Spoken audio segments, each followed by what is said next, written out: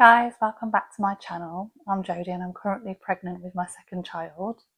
I thought it would be a good idea to film some YouTube videos to help me track my pregnancy journey, and it would be really good if you could subscribe and follow along with me. So this week I've had my glucose tolerance test, so I'll share with you how that went. And I'm also going to talk about how you might want to prepare for your water birth if you do want one. So I had a water birth with my firstborn, so I'll share some experiences from that. So I'm currently 27 weeks pregnant. Baby's the size of a broccoli head or a cauliflower head, and the length of the leek. That's pretty big. She might be opening her eyes and she might be able to distinguish between day and night. And she also is meant to have these cute little eyelashes already. Hopefully she takes after Jack with that one because mine are practically non-existent. So they also might get hiccups, which I have actually noticed, and it's really cute to feel the constant hiccup rhythm. I've had them a few times lately. As I mentioned before, I had my glucose tolerance test. I had to start fasting from Sunday night at 11 p.m. and you can't eat or drink anything, only sips of water until the test's complete. So I took some videos from when I actually did go to the appointment on Monday, which I'll put here. So I've just been for my glucose tolerance test. I got there about half an hour early because it's at a school and I just didn't want to be in a mad rush or stress because of like the traffic or the parking. So I got in there, went to my appointment, and I had to have my bloods taken first. And then she actually did my 28-week bloods as well, so that was good, so I don't have to have them done at my appointment on Friday. I then had to drink this orange flavour kind of sachet drink. It was okay, and it was quite nice to have something with flavour in the morning because I've had nothing since 10 o'clock last night. I've only had sips of water. You have to drink the drink within a couple of minutes, which was easy enough, not a problem. After that first appointment, the midwife told me that I should rest up. I'm not allowed to do any physical activities. I said, am I allowed to do some work? And she said, oh yeah, you can work on your laptop or, you know, but don't go and do any chores that you might normally do. So I actually went home, did some work on my laptop, and time really flew by, so I didn't have a chance to think about how hungry I was. So I've just got back from my glucose tolerance test part 2, and they literally just took me into the room, did another blood test, and then that was it. I didn't feel any different after having the glucose drink. I just felt I had a bit of heartburn and I wasn't able to take any Rennies or Gaviscon until the test was over. So she told me that the test results will be with me maybe even after a day or two, but best to wait till Friday. They'll only ring me if there's anything wrong. I mentioned in my last video that my physio appointment was this week, but it's unfortunately been cancelled, so back to the drawing board with the YouTube videos. I'll be doing some of my usual exercises. Yesterday, the health visitor came to talk about my firstborn's 2-year assessment, which went really well. I'm really pleased with how she's getting on. They did come to me before Mia was born, which I'm expecting them to do so this time round.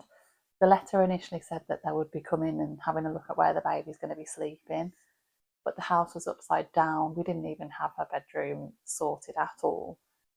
And she actually didn't even go upstairs when we had the appointment. It was literally just giving me information, everything I need to know before the baby was born. So that might put some of you at ease if that's something that you're worrying about.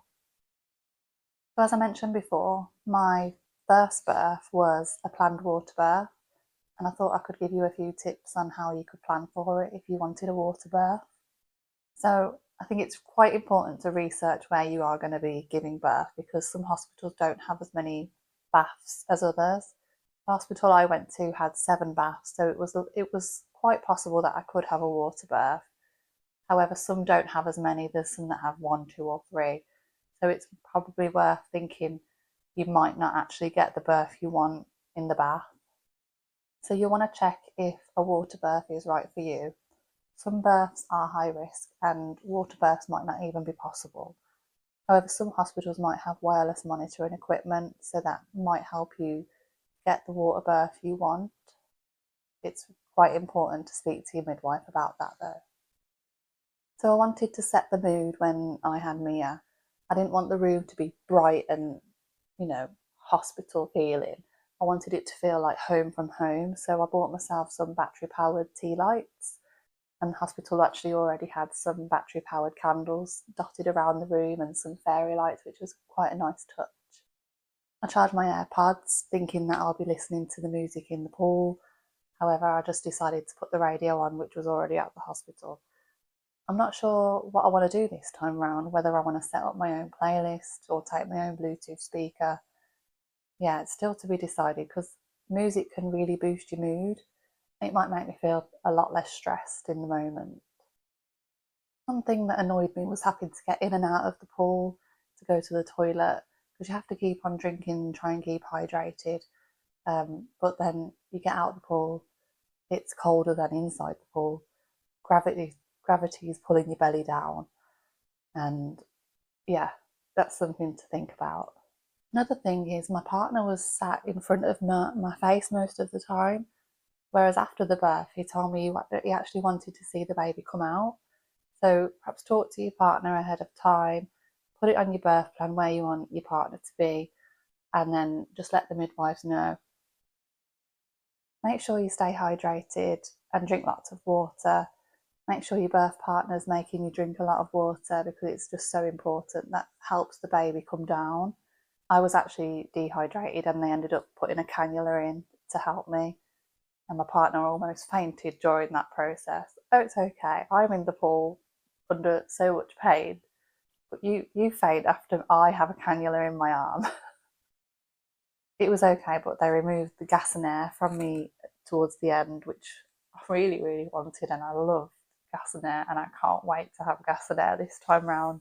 I know some mums don't get on with gas and air, but I really enjoyed it. It was just great. It was like being drunk. Perfect. Couldn't feel any pain at that point. And then they took it off me. Make sure you're wearing some comfortable clothes. I just had a bikini top on and removed the bikini bottoms when it was time. You might want a tankini top or another crop top on top of your bikini, whatever feels comfortable for you. I did actually buy a nightgown, but it was a V-neck and it wasn't a button up. I think I'll buy a button up one this time because you can easily get your boob out if you need to do some breastfeeding. So when Mia was born, the midwives told me to grab the baby from the water, and I was just spaced out. I didn't have a clue what was going on. Where's she coming from the front, from the back? Oh, the midwives helped me in the end. But make sure you don't drop the baby back in the water after she's come up for her first breaths, which almost happened to me, but it didn't. Make sure you've got the baby.